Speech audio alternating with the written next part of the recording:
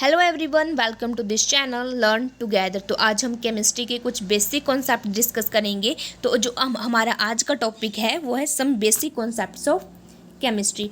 First है matter. Anything that occupies space, possesses a mass and can be felt by any one or more of our senses, that is matter. मतलब जो space घेरती है और जिसका मास होता है और जिसको हम अपने सेंसेस के थ्रू फील कर सकते हैं, like sight, touch, hearing, taste and smelling.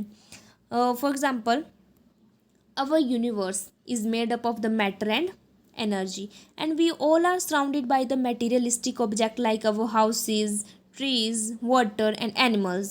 We all are surrounded by these materials, and the presence of this object can be felt by one or more of our senses like sight, touch, hearing, taste, and smelling. So these are the matter because these occupy space and mass. Classification of matter. These are classified on the basis of the physical and chemical properties. तो first है physical classification of the matter. These are divided on the basis of the physical state of the substances. Physical state of substances के base पे इनमें matter को divide किया गया है 3 state में. फर्स्ट है solid state, liquid state and gaseous state. As the name suggest, solid में सॉलिड्स आएंगे, लिक्विड्स में लिक्विड आएंगे एंड गैसेज में गैसेज आएंगी. सेकेंड है chemical classification of matter. These are divided on the basis of the chemical composition. तो first है pure substances, second है मिक्सचर्स. प्योर सबस्टांसेस मीन्स इसमें प्योर सबस्टांसेस होंगे, इसमें कोई भी मिक्सअप नहीं होगा. इसको डिवाइड किया गया है दो में, एलिमेंट्स एंड कंपाउंड्स में. और एलिमेंट्स को डिवाइड किया गया है metals, non metals and semi metals. And compounds are divided into inorganic and organic. Where as mixtures को डिवाइड किया गया homogeneous mixtures and heterogeneous mixtures. Homo means same, homo का मतलब होता है सेम एंड हेटेरो का मतलब होता है डिफरेंट. नेक्स्ट है physical classification of matter which is divided on the basis of the physical state of the substances. First है solid state. Solid mean solid, जिसमें सॉलिड्स आएंगे and having a definite shape, definite volume and which can not be compressed by applying the pressure. जब उसमें solid में pressure apply करेंगे तो वह compress नहीं होंगे. For example this is the solid. वो कंप्रेस इसलिए नहीं होंगे क्योंकि जो इंटरमोलिकुलर फोर्सेस होती हैं वो बहुत ज़्यादा होती हैं and the distance between the molecules is negligible. The intermolecular forces is very high and जो इंटरमोलिकुलर फोर्सेस होती हैं वो मॉलिक्यूल्स को इतनी टाइटली पकड़ती हैं कि उसको सेपरेट करना टफ होता है. एंड जो डिस्टेंस होता है between the molecules is negligible. For example metals, wood, bricks, salt, rock salt like common salt. Common salt का जो फॉर्मूला होता है वो होता है NaCl. Copper sulphate and sugar. Next है liquid state means which include the liquids and liquid have a definite volume but do not have a definite shape and size. This means that the liquid can take up the shape of the vessel in which it is placed. It take the shape of that vessels in which it placed. For example, if ये इस container की shape ले लेगा, ये इस container की shape लेगा, जिस भी कंटेनर में इसमें इसको डालेंगे उसी की शेप ले लेता है. जैसे कॉमनली जो हम लिक्विड यूज़ करते हैं, for example water, milk, oil, alcohol. Next है gaseous state. Gaseous state means they do not have either a definite volume or definite shape. ना ही इसका डेफिनेट वॉल्यूम होता है ना ही डेफिनेट शेप होती है, बट जो कंप्रेसिबिलिटी होती है वो बहुत ज़्यादा होती है. It can be compressed to large extent on applying the pressure and also take the shape of the container in which it placed. For example, air, oxygen, nitrogen, aluminium, carbon dioxide, etc. Next है जैसे ammonia. Ammonia is a gas while the gaseous state of the water is regarded as the vapor. जो water होता है वो normal जो room temperature पे कितना वो लिक्विड होता है, बट जब हम प्रेशर जब हम इसमें टेम्परेचर अप्लाई करते हैं then it is converted into vapors and the boiling point of the water is 100 degrees Celsius. So when the temperature increases, the kinetic energy of the molecules of the water increases. Due to the high temperature, it is converted into gaseous state. Vapors represent the gaseous state of a substance which is liquid at room temperature. That is, this is water, liquid at room temperature. But when we increase the temperature, it is converted into gaseous state, that is vapors. But ammonia is not a liquid at room temperature. Ammonia room temperature पे liquid नहीं होता है, and it is not a proper to call ammonia vapors. जैसे for this is solid, जब हम बहुत ज़्यादा temperature apply किया, इसका बेस्ट एग्जांपल हम ले सकते हैं आइस। आइस को हमने एक कंटेनर में लिया और टेम्परेचर इंक्रीज कर दिया, then it is firstly it is converted into liquid state, but when we apply more temperature then it is converted into gaseous state, that is vapour state. And जब हम vapour state में से जैसे हमने कोई container ले ली जिसमें हम पानी को उबाल रहे हैं और उसके ऊपर ढक्कन दे दिया, जब ढक्कन दे दिया तो हम जब ढक्कन को देखेंगे तो उसकी जो सरफेस होगा वहाँ पे वेपर्स लिक्विड में कन्वर्ट हो जाएंगे। When we cool this vapours then it is converted into liquid, and जब हम उसको फ्रीज़र में रखेंगे then it is converted into ice, that is solid. Next is chemical classification of the matter. This first is pure substances.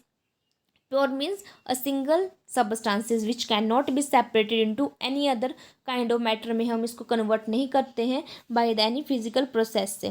Next जैसे कि melting of ice to liquid water is both chemical and physical process। Next है elements made up of the only one kind of the atoms के बने होते हैं, and इसका जो most important यहाँ से question बन जाते हैं कि जो most abundant elements होते हैं अर्थ क्रस्ट में वो क्या है, that is oxygen, जिसकी जो कंपोजिशन है परसेंटेज है वो है 46.6% oxygen is present in the earth crust. Second है silicon that is 27.7% and third is aluminium that is 8.3%। Types of elements that is metals, non metals and semi metals. Metals include the solids, but metal में solids होते हैं, लेकिन except one a case है that is mercury which is not solid, this is liquid at room temperature. Next है इसका metals का high melting and boiling point होता है, but exception is gallium and caesium which have the low melting point, and these are the malleable, ductile and lustrous and sonorous. Sonorous mean जो sound produce करती हैं। And जो ductile होती हैं, ductile का mean can be drawn into wires में convert कर सकते हैं। डक्ट से याद रखना है कि वायर्स में कन्वर्ट कर सकते हैं हम इनको। Malleable mean can B beaten into sheet, जब हम बीट करेंगे तो इसको शीट में कन्वर्ट करते हैं। Gold is the most ductile metal is gold. Best conductors of heat are silver and coppers are best conductors of heat. Non metal mean present in all the three state, solid, liquid, gases, तीनों स्टेटों में होते हैं ये। And do not possess lustrous, ये lustrous नहीं होती हैं, मतलब चमकीली नहीं होती हैं, बट एक्सेप्शन केस है iodine which is lustrous. Next है poor conductor of electricity, but graphite is a good conductor of electricity, this is the exceptional case. For example इसमें आते हैं hydrogen, carbon, oxygen, nitrogen, sulphur and phosphorus. Next है third है semi metals. Semi मतलब होता है half half, तो semi means it is the mixture of metals and non metals. Semi metals are the elements which have the properties common with both the elements and non metals, दोनों की properties होती हैं, these are few in number. So semi conductors are also known as the metalloids, and इसका जो example है वो है arsenic, antimony and bismuth. इसको आप इस तरह से याद रख सकते हैं कि arsenic A square B, arsenic, antimony and bismuth. Next है compounds. Compound two or more elements in a fixed proportion by weight, जब फिक्स्ड प्रोपोर्शन में एलिमेंट्स कंबाइन होते हैं by weight then this is compound. For example water का fixed proportion होता है, चाहे आप इसको रिवर से लो, चाहे आप इसको घड़े से लो, चाहे आप इसको नल का वाटर हो, लेकिन उसका जो फॉर्मूला होता है वो वाटर का H2O ही होता है, और H2O मीन्स इसमें हाइड्रोजन और ऑक्सीजन होते हैं in the ratio of 1:8। Next है types of compound, inorganic compound and organic compound. Inorganic compounds होते हैं the compounds which are obtain from non living sources, for example rocks and minerals. Next है organic होते हैं जो which are present in the plants and animals, means which are obtain from the living sources से हम जिसको लेते हैं, और जो इन का मतलब होता है इन मीन्स जिसको नॉन लिविंग से लेते हैं। सो organic means carbohydrate, proteins, fat, oils. जैसे फैट्स हो गए, फैट्स हम एनिमल से लेते हैं, ऑयल्स हम बोथ प्लांट एंड एनिमल से लेते हैं, proteins are also obstructed from the both plant and animals, and carbohydrate are also obstructed from the plants and animals, दोनों से लेते हैं। नेक्स्ट है mixtures. Mixtures means combination of two or more elements और compound का जो mixture होता है, but which are not chemically combined together and may also be present in many proportion में हो सकता है। For example air, air is the mixture of many gases, for example nitrogen, oxygen, carbon dioxide and any other gases, it is the mixture of gases. Next is sea water, paint, glass, cement, wood, petrol, limestone. These all are the example of the mixtures. These are the two types, homogeneous mixture and heterogeneous mixture. Homogeneous means, homo का मतलब होता है same, means which has a uniform composition throughout and there are no visible boundaries between the constituent, means जो जिनमें जो composition होगा वो same होगा और उसको हम सेपरेट नहीं कर पाते हैं, उसमें कोई भी बाउंड्रीज नहीं होती हैं सेपरेशन की। जैसे फॉर एग्जांपल हमने ले लिया शुगर एंड वाटर का। जब हम शुगर डिज़ोल्व करते हैं वाटर में, जब हम इसको पूरी तरह से डिज़ोल्व कर लेते हैं, then it becomes a homogeneous mixture. And another example is steel and 22 carat gold is also an example of the homogeneous mixture, steel and 22 carat gold.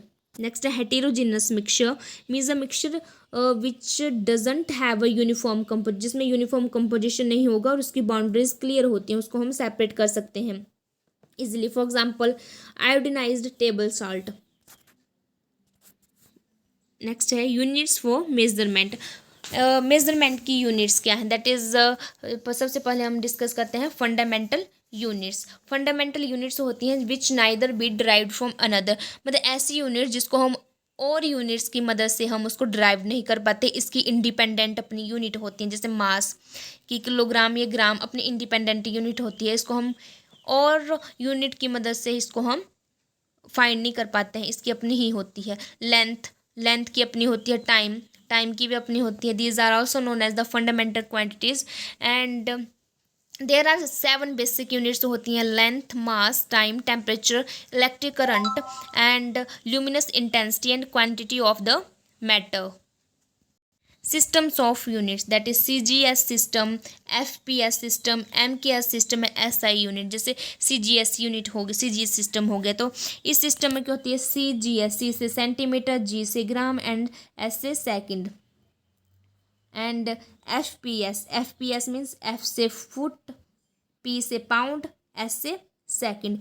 MKS unit, MKS means length, mass and time की जो unit होती हैं, इसमें M means metre, K से kilogram, S से second, means length की unit, मास की unit, time, length, mass and time. SI unit, जो SI यूनिट होती है, it is the most common system है जो वर्ल्ड वाइड इसको यूज़ किया जाता है।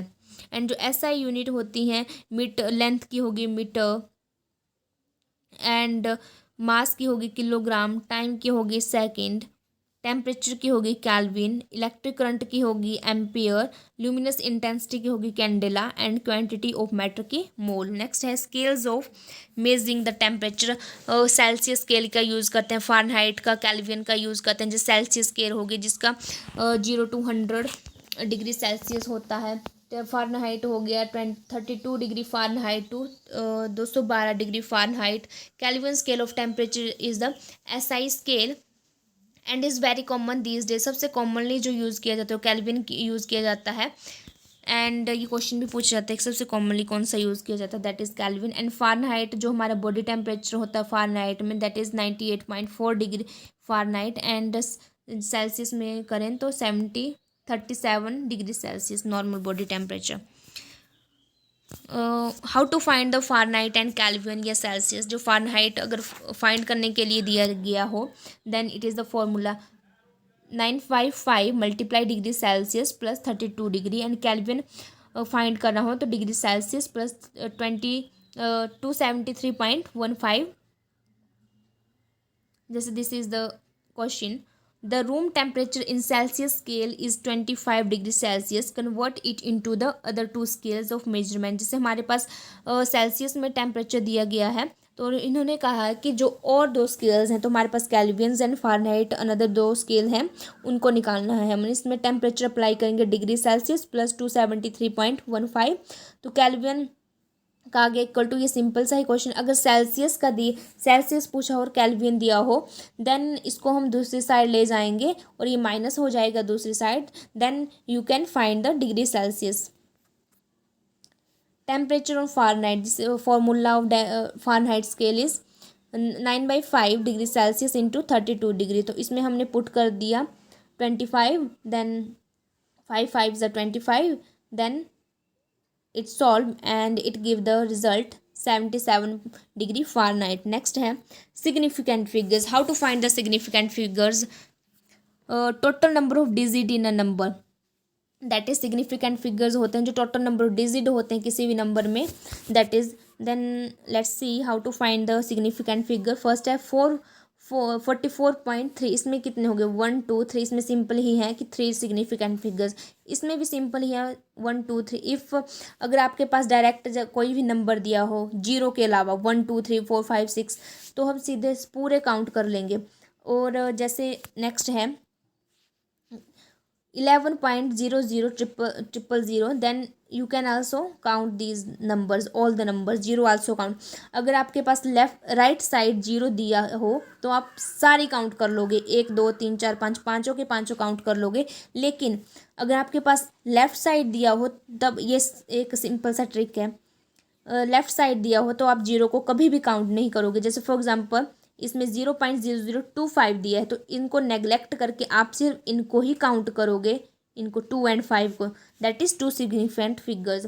नेक्स्ट है अगर आपके पास सेंटर में दिया हो तो आप यू कैन काउंट 3.0034 तो आप सभी काउंट कर लोगे. That is 5 significant figures. Next है 9.108 इंटू 10⁻31 kg. तो इसमें आप इनको काउंट करोगे, इसको नहीं करोगे. ये है mass of the electron, mass of the electron. 9.108 1 2 3 4, there is 4 significant figures. Next 1.672 into 10⁻27, and this is the mass of the proton, 1.672 into 10⁻27. And you can count these 1 2 3 4.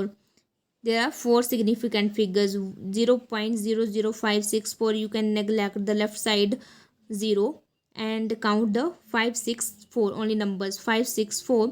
Then there is 3 significant figures.